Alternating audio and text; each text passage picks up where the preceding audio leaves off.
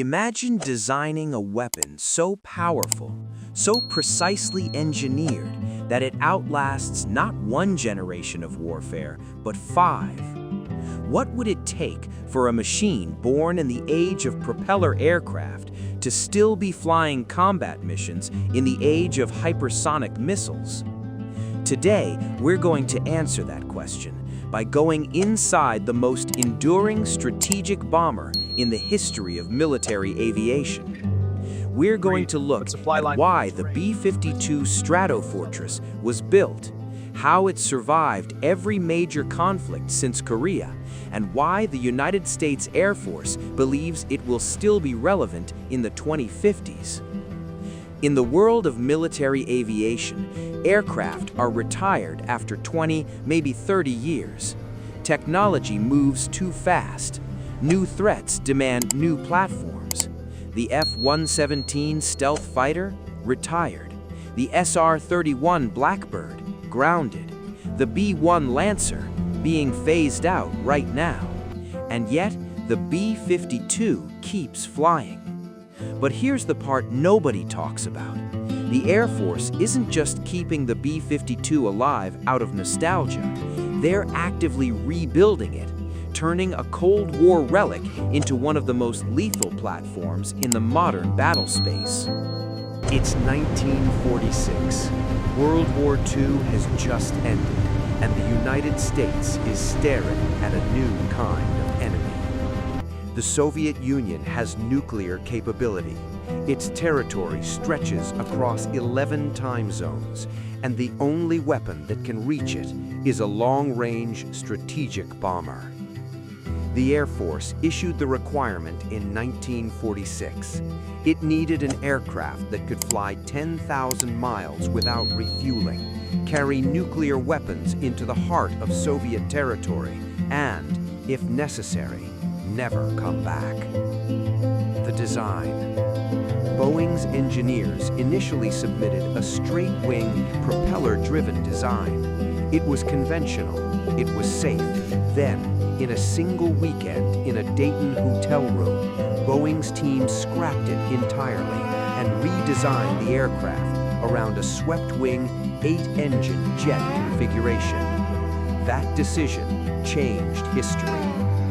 The XB-52 took its first flight in April 1952. Production models entered service in 1955. And from day one, its mission was singular: nuclear deterrence. The nuclear mission. At the height of the Cold War, B-52s flew 24 hours a day, 365 days a year, loaded with thermonuclear weapons. This was MAD, mutually assured destruction. 747 aircraft were built. Each one represented a message to Moscow. Strike first, and the retaliation will be absolute. Vietnam, 1965. B-52s were deployed in Operation Arclight, strategic carpet bombing missions across North Vietnam, Laos, and Cambodia. Each aircraft carried up to 108 conventional bombs. Flying in formations of 3, a single Arclight strike would obliterate a target zone 1 mile wide and 2 miles long.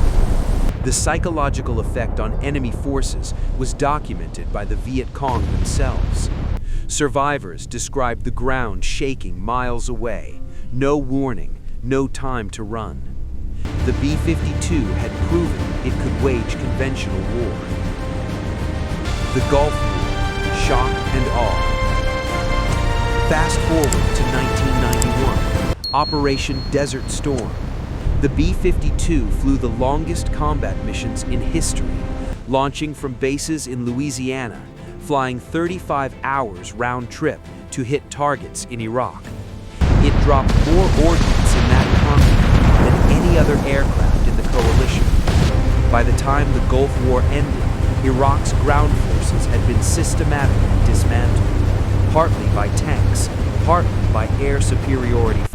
After September 11th, the B-52 returned to combat, this time providing close air support to special operations forces on the ground. a bomber designed to destroy Soviet cities, was now responding to 9-line requests from soldiers calling in strikes on individual Taliban positions. Its mission had evolved beyond anything its designers had imagined.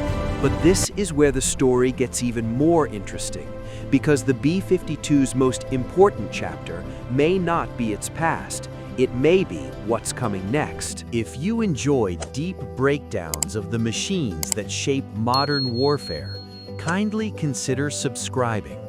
Click the like button to keep the algorithm pushing this video to others to watch. The SERP upgrade. New engines for a new era. In 2021, the Air Force awarded a contract to replace the B-52's original engines, the same TF-33 turbofans installed in the 1960s, with modern Rolls-Royce F130 engines. The upgrade isn't sentimental, it's strategic. The new engines will extend the aircraft's operational life by decades. They'll improve fuel efficiency by 40%. They'll reduce maintenance costs, and they'll give the B-52 the range and reliability to operate well into the 2050s. Here's what changed the B-52's role permanently. A standoff weapon is a missile or a glide bomb that can be launched from outside enemy air defenses. The aircraft never has to enter contested airspace. It simply releases the weapon, turns around, and goes home. The B-52 can carry up to 20 air-launched cruise missiles, weapons with ranges exceeding 1,500 miles. It can carry hypersonic missiles. It can carry the long-range anti-ship missile, and with new internal weapons bay upgrades, it will be able to carry weapons that don't even exist yet. It became not just a bomber, but a flying arsenal. Critics ask, in an era of advanced air defenses and stealth aircraft, why keep a 1950s airframe? The answer is range. No aircraft in the American inventory can carry as many weapons as far, for as long, as cheaply as the B-52. The B-21 Raider will handle penetrating missions, flying deep into contested airspace where detection means death. The B-52 will stand off hundreds of miles away and rain precision munitions on targets the B-21 has neutralized. They're not competitors, they're partners. The B-52 Stratofortress first flew when Dwight Eisenhower was president. It flew combat missions in Vietnam under Nixon, in Iraq under George H.W. Bush and George W. Bush, in Afghanistan under 3 more presidents.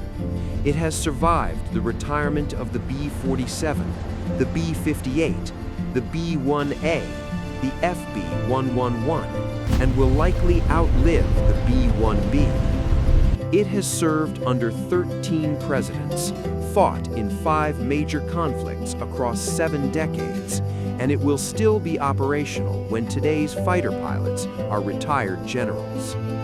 The legacy of the B-52 is not just a story about an aircraft. It's a story about adaptability, about the rare intersection of sound engineering, strategic vision, and institutional commitment. Most weapon systems are designed for a moment. The B-52 was designed for forever. When the last B-52 finally lands, sometime around 2060 if current projections hold, it will have flown for over 100 years. No other military aircraft in history will have served that long. None ever will. The B-52 wasn't built to last a century. It earned it. If this breakdown of the B-52 gave you a new appreciation for strategic military power, please hit the subscribe button now to get notified on our next upload. Watch our previous video of the HMS Dragon and share your thoughts on it.